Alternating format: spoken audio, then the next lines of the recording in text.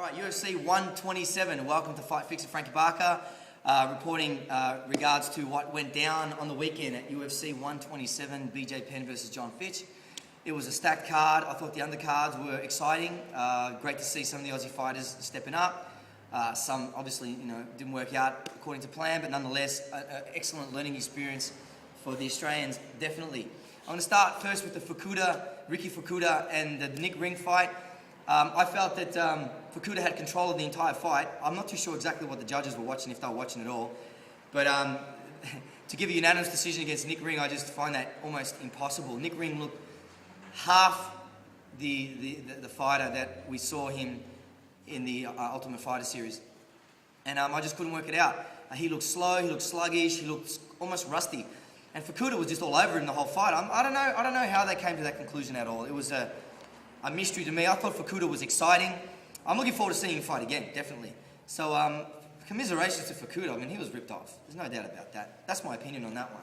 Nick Ring didn't look great. I don't know. I'm not too sure what's in store for Nick Ring, but I can't see him moving into bigger and better things right now. But I guess he's going to get another fight anyway because he won.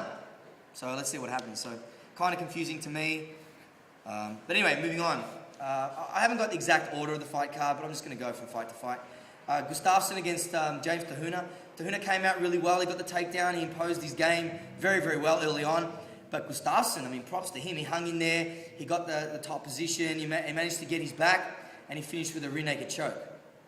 And it was a very clinical finish for Gustafsson. And he's been putting some people away of late as well. Like, he's been flying under the radar, but I'm sure we're going to see him creep up on that preliminaries card and maybe make his way up into the main card. I'd like to see him there. He's got some great ground skills. He offers a lot, and he's very entertaining to watch. So congratulations to Gustafsson on the defeat on James Te Huna. So commiserations for James Te Huna. We love to see him fight. He looked in great shape, but unfortunately this time didn't work out.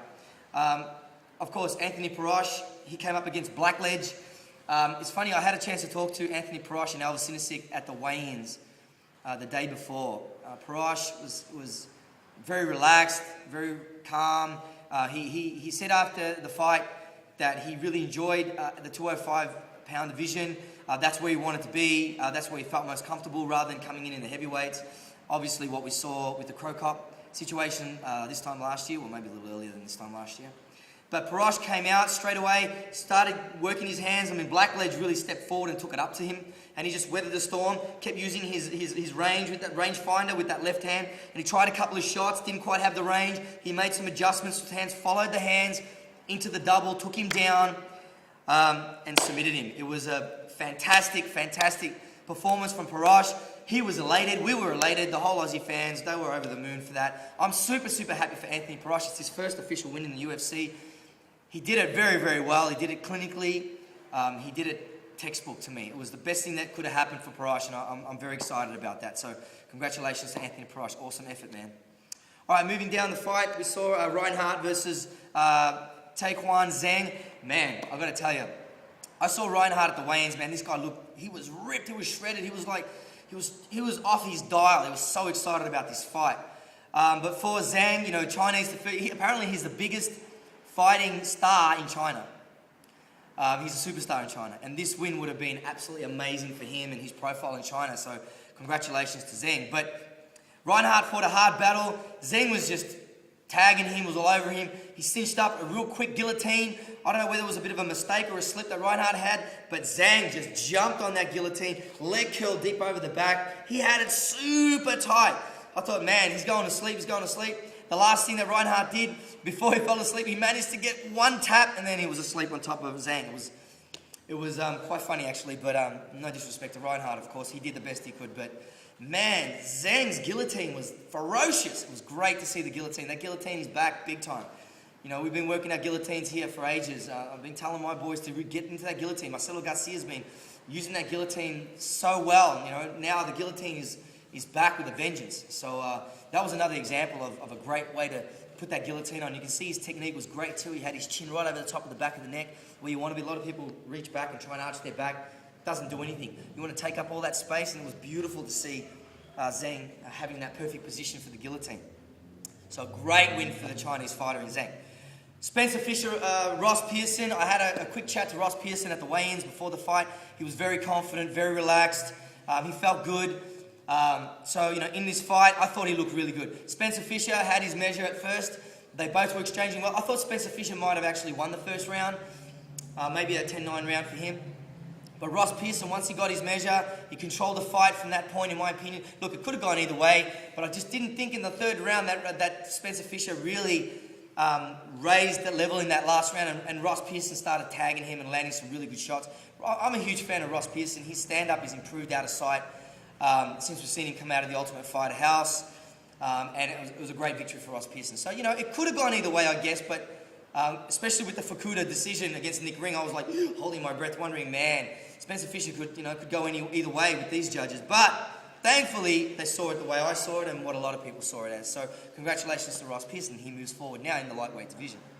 Of course, Mark Hunt. We always love to see Mark Hunt. Last time he had his arm broken in the last fight. But he came out swinging against Tershra. I'm not sure if I pronounced that right, but in the heavyweight division. He really tagged him hard. He hurt him. He split his eye open. It looked terrible. But in the end, he landed an uppercut. He knew he had it, landed that beautiful uppercut and walked away. The referee was standing back. The fighter was convulsing on the ground. It was done. It was quite an entertaining finish. So that beautiful right uppercut, obviously the K1 power was coming out with Mark Hunt. No doubt about that. Moving on to the next fight. I was super excited to see Kyle Noak fight in Australia. He was super excited about it. Obviously, his work in New Mexico with Greg Jackson's camp is paying massive dividends. I've never seen Kyle Noak so relaxed. He was in awesome shape. He looked lean. He looked excited. He looked really calm. This performance from Kyle Noak was amazing against Kamosi. I felt that he took control of the fight immediately, got the takedowns, he took control, kept taking him down, choked him out, submitted him. It was beautiful. It couldn't have been any better than that. I thought his performance was textbook in my opinion. Very similar to what Parash did. It was just so good to see those fundamentals just be executed so well at the top level. I thought it was a great fight, a great result for Kyle Noak. I mean, he was very calm and relaxed. He worked through the round.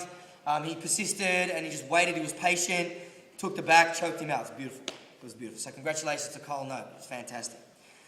Moving on now, Chris Lytle, Brian Ebersol in the main card. Chris Lytle is an absolute submission machine. There's no doubt about that. His record speaks for itself. Over 70 fights or something like this, pro fights. Chris Lytle is a submission machine. He's got great hands, knockout power in each. He's a hard worker, always comes in shape. He's a thinker, really, really dangerous. He was up against Brian Ebersol. Brian Ebersol, he's been fighting in Australia for the last 4 to 5 years, I guess. Could be wrong, maybe close to 4. He's had over 70 pro fights. I mean, it's his first fight in the UFC, per se, but it's not his first fight. Everyone's sort of like, who's this new guy? He's not a new guy. He's been around forever. It's really interesting.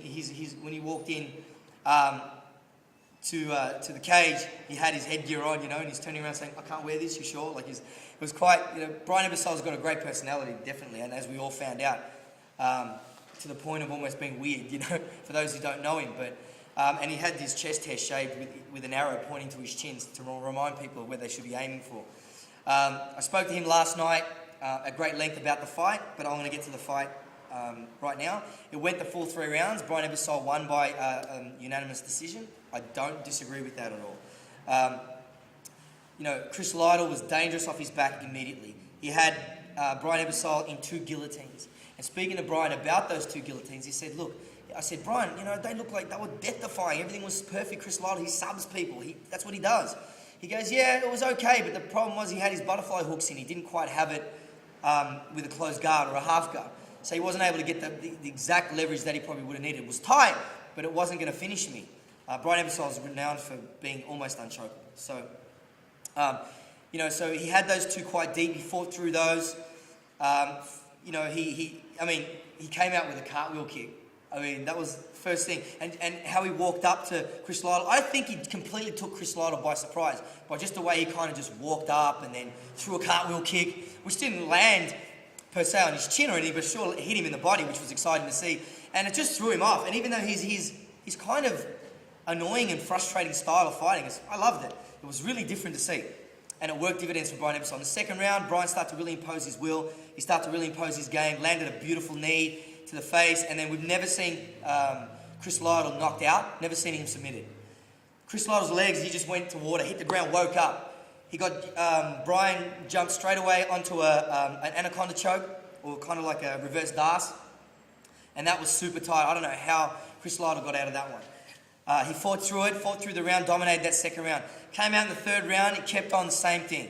Kept on pushing Chris Lytle, kept on pushing the pace. He kept on attacking, throwing those hands, mixing it up, throwing some kicks, getting some takedowns. You know, in my book, he won that round outright. So for Brian Ebersol to beat a veteran like Chris Lytle in the first appearance on the big stage was just amazing, and he's obviously emotional about it, and so he should. It was an amazing finish for Brian Ebersol.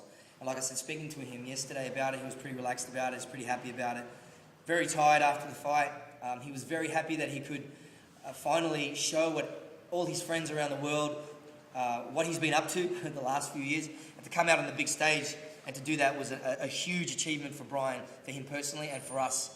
You know, he's almost like an adopted Australian for us. He's been here so long and contributed to Australian fighting and MMA scene for the last 5 years. So, huge congratulations to Brian Ebersol on behalf of myself and all the team and everybody in Australia. It was a fantastic result. Also for Ed Bevelock, I know Ed Bevelock personally is a fantastic guy. He's a great trainer, very passionate. He's produced some great fighters. You know, he's been working hard over the last 2 weeks preparing Ebersol for this fight. Also, huge props to Cam Rowe as well and the team down there. He's been working hard with Dominance.